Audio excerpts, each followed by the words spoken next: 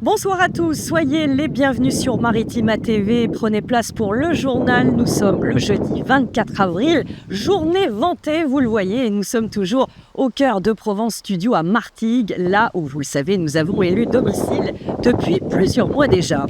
Alors on démarre cette édition par les visites ministérielles qui s'enchaînent dans notre département. Au lendemain de la venue de Laurent Marcangeli, ministre de la fonction publique à Aix, on va y revenir dans ce journal, autour de Bruno Retailleau d'Investir Marseille. Aujourd'hui, le ministre de l'Intérieur démarrait sa visite ce matin à la gare Saint-Charles, une déambulation sur le terrain qui visait à montrer le dispositif de sécurité renforcé. Ensuite, conférence de presse à la préfecture de région pour annoncer le bilan d'une opération qui a eu lieu très tôt ce matin. 21 trafiquants appartenant au haut spectre du narco-banditisme ont été interpellés. Il est revenu sur ce coup de filet au micro de Bérénice Vazac. C'est une opération qui a été montée depuis plusieurs mois, qui fait suite à une enquête qui a rassemblé, là encore, 170 enquêteurs, des ressources locales de la direction interdépartementale et régionale de la police judiciaire, mais aussi des ressources nationales, notamment à la DNPJ avec la grande délinquance financière. Et bien entendu, ils ont été interpellés avec l'aide de l'antenne du RAID, avec l'aide de deux BRI. C'est une opération qui est très très importante. J'espère qu'on va porter un coup très très sérieux à ces narcotrafiquants. Voilà, donc il n'y a pas de fatalité. Quand il y a une volonté politique, vous voyez, on obtient des résultats. Je voudrais vraiment saluer tous les enquêteurs, bien entendu les policiers qui ont participé à cette enquête, mais aussi la justice. Et notez que toutes ces interpellations n'ont pas eu lieu uniquement à Marseille, mais que le réseau visé présente toutefois des ramifications marseillaises. Alors restaurer la sécurité au quotidien, c'est le but de l'opération Jumbo, voulue justement par le ministre de l'Intérieur Bruno Retailleau, que vous venez d'entendre. Ce dispositif d'ampleur a été déployé hier dans les Bouches-du-Rhône, près de 1000 agents mobilisés, des contrôles terrestres, maritimes et même aériens. Au-delà du coup de force, certains s'interrogent sur l'impact réel de ce type d'intervention. Les explications de Nordine Ali Saïd. Ce mercredi, une vaste opération baptisée Jumbo a été menée dans les Bouches-du-Rhône avec un important dispositif concentré sur Marseille et ses alentours. Objectif annoncé, restaurer la sécurité du quotidien à travers une mobilisation d'ampleur. Près de 1000 agents ont été déployés, policiers, gendarmes, CRS et douaniers. À Marseille, les contrôles ont été renforcés dans plusieurs quartiers, notamment en centre-ville, où des patrouilles ont été menées au contact des habitants. Le commissariat central a reçu des renforts pour gérer les infractions repérées sur le terrain. Autour de la cité phocéenne, des actions ont également été menées à Cassis, Gardanne, ainsi qu'aux principales entrées de la ville, avec des points de filtrage. L'opération s'est déployée sur terre, en mer et dans les airs grâce à l'appui de drones. En parallèle, les chiffres de la délinquance permettent de mesurer l'ampleur des enjeux. En 2023, les Bouches-du-Rhône ont recensé près de 150 000 crimes et délits, ce qui en fait l'un des départements les plus concernés au niveau national selon le ministère de l'Intérieur. Certains syndicats de police saluent la visibilité de ces opérations, mais rappellent que pour eux, la réponse passe aussi par un travail de fond et une présence durable sur le terrain. On poursuit ce journal à Aix où des tirs de mortier ont été repérés près de la prison de Luynes cette nuit, juste avant la venue du ministre de l'Action publique, Laurent Marcangeli, au centre pénitentiaire hier. Il y avait rencontré plusieurs fonctionnaires, mais surtout les agents du centre aixois. Une rencontre nécessaire après les nombreuses menaces et agressions dont plusieurs ont été victimes partout en France et qui continuent d'effrayer les agents. Reportage sur place signé Sarah Le Guen. Ce mercredi, Laurent Marcangeli a rencontré les agents pénitentiaires du centre d'Aix-Luynes. L'objectif étant de comprendre les défaillances existantes dans le système actuel pour ensuite apporter de meilleures solutions.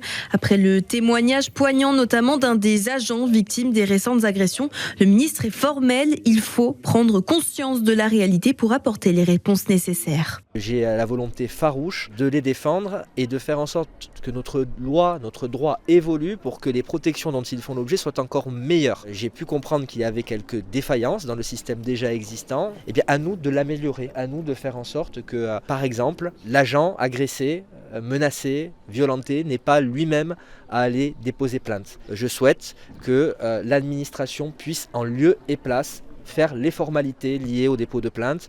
C'est le sens d'une loi que je souhaite défendre dans les semaines et les mois qui viennent. Une promesse saluée, mais loin de suffire pour les syndicats. Effectivement, ça c'est important, c'est essentiel même, comme ça un agent peut éviter de craindre des représailles directement, en tout cas ou en ayant son identité ou son adresse. Maintenant, les problèmes de l'administration pénitentiaire sont tellement importants et nombreux que c'est pas suffisant. Ça n'empêchera pas un agent d'être suivi en sortant de sa journée de travail, même si la famille ou le détenu n'a pas l'identité de l'agent, il a son physique, et rien n'empêchera la famille ou les proches du détenu de l'attendre à la sortie de l'établissement et de le suivre chez lui. On le voit aujourd'hui, les agents ne sont pas en sécurité à l'intérieur, mais ne sont plus en sécurité à l'extérieur non plus. Donc aujourd'hui, on attend plus qu'une venue, on attend plus que cette mesure-là qui est certes très bien mais pas suffisante pour nous. On attend qu'il y ait des mesures fortes, une sécurité pour les personnels et surtout en termes de budget qu'on puisse avoir les moyens d'assurer notre travail correctement et en sécurité.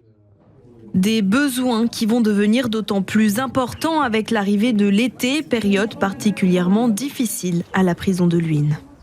Ce jeudi 24 avril marquait également les 110 ans du génocide arménien. Bruno Retailleau participait d'ailleurs à la cérémonie commémorative au mémorial du génocide à Marseille. Ne pas oublier le million de personnes tuées en 1915 et lutter pour la survie de l'Arménie sous la menace de l'Azerbaïdjan. Telles sont les revendications de la communauté arménienne à Marseille. Et cette semaine, je vous le rappelle, le palais du Pharaon est illuminé aux couleurs de l'Arménie, bleu, orange et rouge, afin de rendre hommage aux victimes et témoigner du soutien de la ville à la diaspora locale. Plus de 50 000 fidèles ont déjà rendu hommage au pape François au Vatican.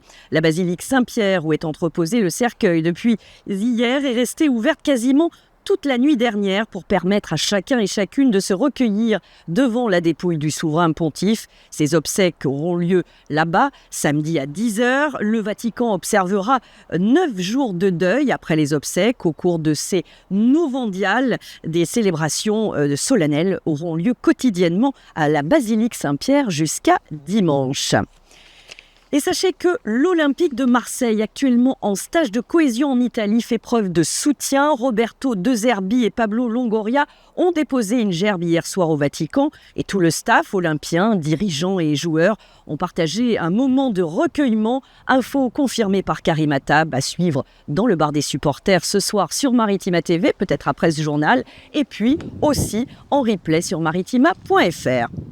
La France condamnée par la Cour européenne des droits de l'homme pour avoir échoué à protéger 3 mineurs qui dénonçaient des viols. Dans un communiqué, la Cour, je cite, considère que dans chacune des 3 requêtes, les autorités d'enquête et les juridictions internes ont failli à la protection de manière adéquate. Les requérantes qui dénonçaient des actes de viol alors qu'elles n'étaient âgées que de 13, 14 et 16 ans au moment des faits.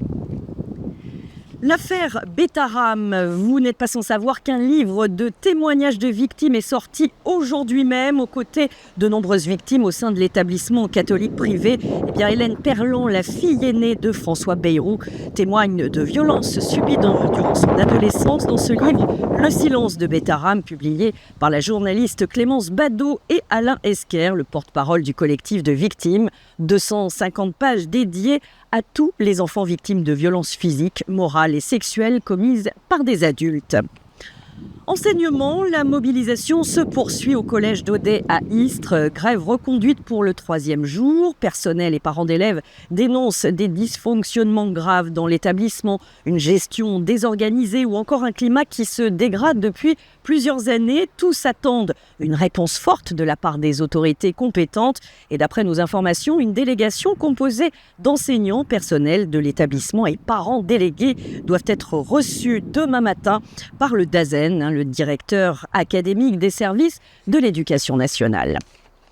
Les impôts, parlons-en. Si la perspective de faire votre déclaration de revenus vous terrorise, sachez que vous n'êtes pas seul. Et c'est justement le rôle du service des impôts de particuliers du Centre des finances publiques que de vous accompagner en présentiel. Nous sommes allés dans l'établissement Marseille Prado pour en savoir plus. Avant de savoir et de voir ce qui motive les usagers, écoutez Denis Banadian. Il est responsable adjoint du centre et il nous explique le mode d'emploi. Ces usagers sont immédiatement orientés en fonction des thématiques, qui se compose de 3 orientations spécifiques. La possibilité de leur proposer de venir se connecter sur leur espace personnalisé pour pouvoir effectivement ou commencer ou compléter, c'est ce qui est souvent le cas, leur déclaration en ligne. Ensuite, nous avons les premiers déclarants qui s'authentifient pour la première fois, donc qui sont là, eux, orientés vers 3 guichets spécifiques.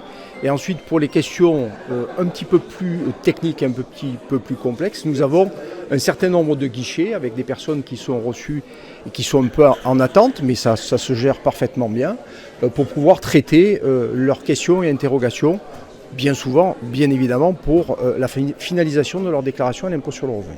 Je fais une déclaration en ligne, mais il se trouve que j'ai quelques questions à poser parce que c'est pas simple du tout. Ça vous rassure d'avoir quelqu'un avec vous ? Non, mais je voudrais une explication pour savoir sur quelle ligne je vais mettre les montants que j'ai en tête. J'accompagne une personne que j'accompagne dans le travail pour faire sa déclaration d'impôt.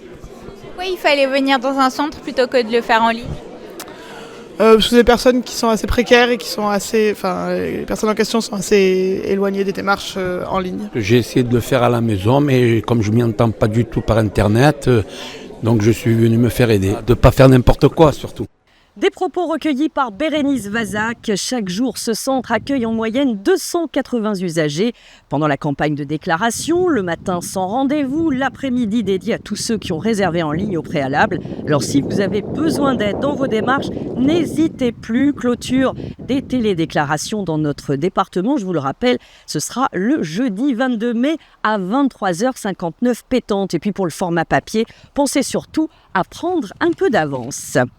À la page consommation, retenez 10 millions de tonnes. À quoi ça correspond ? Eh bien, c'est le volume d'aliments consommables détruits chaque année en France avant même d'atteindre vos assiettes. Après Montpellier, Toulouse, eh bien, Pim Pump arrive dans le sud. Et c'est une application qui permet de donner une vie aux fruits et légumes non standardisés qui sont rejetés par les enseignes, donc destinés à la poubelle. Reportage de Noreen Werfeli.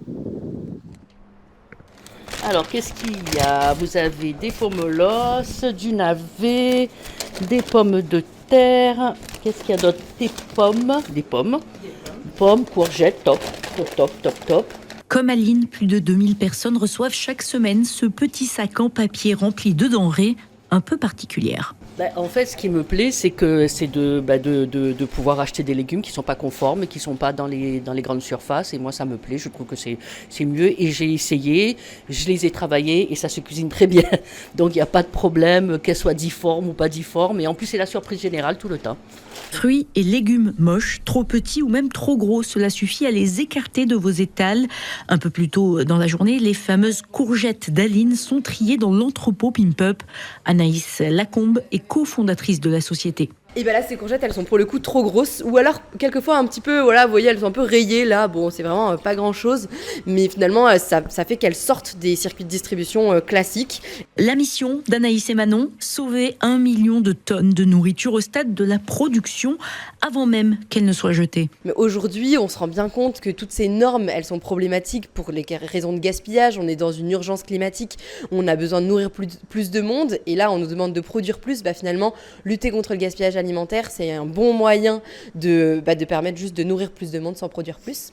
Contactés par la rédaction, les producteurs réunis du Sud nous assurent qu'il faudrait une dizaine de sociétés comme Pim Pump pour sauver 100% de la production. Allez tous à vos cabas, on ne verra plus jamais les fruits et légumes moches comme avant. On passe au sport avec du football en Ligue 2. Le FC Martigues croit en son maintien plus que jamais. Nous aussi d'ailleurs, après avoir récupéré la semaine passée la 16e place de Ligue 2, synonyme de barragiste, eh bien les 100 et or enchaînent un nouveau déplacement. Demain soir à 20h, le FCM sera sur la pelouse de Roudourou pour y défier l'en avant Guingamp. Les Bretons 5e au classement espèrent toujours participer aux play-offs d'accession. Ça nous promet un match difficile, même si les Martégos sont très à l'aise hors de leur base. D'abord, on va Guingamp. Leur situation, elle est compliquée, mais moins que la nôtre. Mais c'est sûr que par rapport à leur public, ils sortent sur 2-3 défaites. Il va vraiment falloir qu'ils réagissent chez eux, donc ils sont dans cette obligation de produire une grosse prestation. Et nous, on est dans l'obligation de produire une grosse prestation parce qu'on doit maintenir cette place de barragiste au moins pour espérer se maintenir. Donc tous les deux, on est des enjeux différents, mais tout aussi importants. Et puis ça reste une des meilleures équipes du championnat, hein. Ils sont pas là au hasard. Après 3 défaites, ils sont encore dans la course pour les playoffs. Ça prouve bien leur valeur. C'est le premier élément. Le deuxième, c'est que c'est vrai que nous, on voyage assez bien pour le moment. Je le disais, peut-être parce que toute l'année, l'équipe a joué à l'extérieur. Alors, ça pose moins de problèmes pour nous de jouer à l'extérieur aujourd'hui. C'est peut-être devenu une habitude. J'espère qu'on se comportera encore de la même manière là-bas et on devra se comporter de la même manière là-bas vu les enjeux. Hein. Mais je ne suis pas sûr que jouer à l'extérieur aujourd'hui, ce soit gênant pour nous. Voilà. Je ne suis pas sûr. Non. Les joueurs ne se font pas de grandes choses d'être dans un stade qui n'est pas celui de Turcan. Voilà.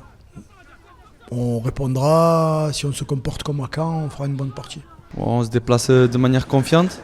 Après, on espère aussi faire un résultat ou au minimum accrocher le nul. On y va quand même avec, on va dire, on est ambitieux. On cherche quand même quelque chose. On espère faire pareil que Caen. Mais bon, après, on reste motivé et on va tout donner sur le terrain en espérant avoir le meilleur résultat. Guingamp FC Martigues, c'est donc demain à 20h en Bretagne. Les Martigos sont partis cet après-midi pour préparer au mieux ce rendez-vous. Très important, vous l'aurez compris, pour cette fin de saison. À noter toutefois les absences de Moranté et Djaha pour blessure. Amraoui, absent depuis 1 mois maintenant, lui effectue son retour. Un mot de volley féminin pour la finale des playoffs. Les Rebelles s'offrent une belle Essarim battue au match aller à domicile. On vous en parlait hier. Les volleyeuses du Pays d'Aix Venelle ont pris leur revanche hier soir à Nantes contre les Neptunes en s'imposant avec exactement le même score, 3-1. La qualif pour la finale du championnat de Liga, désormais nommée Saforel Power 6, se jouera samedi soir à Venelle. On leur souhaite évidemment bonne chance, on croise les doigts. Et puis Maritime Alive, quand tu nous tiens, flashback sur cette belle soirée concert organisée par Nos Soins la semaine dernière à l'espace Nova à Velot. Après Ulysse de la Starac, Amel Bent, parole donnée aujourd'hui à la toute jeune Even de Cabriès qui était à l'affiche. Elle avait participé au casting de The Voice Kids à la Foire de Marseille l'an passé et c'était sa première grosse scène avec Maritima. Écoutez plutôt. J'adore les musiques qui bougent, c'est-à-dire par exemple quand la musique est bonne. Quand la musique est bonne, quand la musique sonne, quand elle ne triche pas. J'aimerais bien faire la Star Academy plus tard. Ma maman, elle m'en a beaucoup parlé et puis je le regarde et j'adore, vraiment c'est incroyable.